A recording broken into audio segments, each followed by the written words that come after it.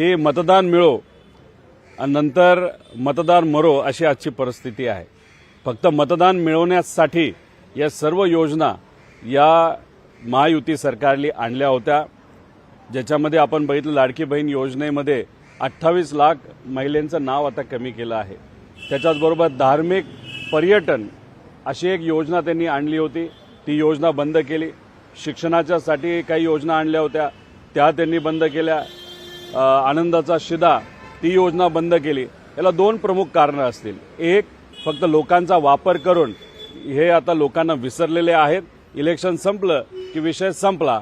नाही तर दुसरे कारण असू शकतं की आता जे मुख्यमंत्री आहेत त्यांना या योजना मुद्दामून नको असाव्यात, कारण या योजना आणत असताना एकनाथ शिंदे साहेबांनी या योजनेसाठी बऱ्यापैकी पाठपुरावा केला होता। ते स्वतः त्या काळामध्ये मुख्यमंत्री होते। मग या योजना अशाच चालू राहिल्या तर एकनाथ शिंदे साहेबांचं नाव अजून मोठं होईल असं कदाचित भाजपच्या काही नेत्यांना वाटत असावं।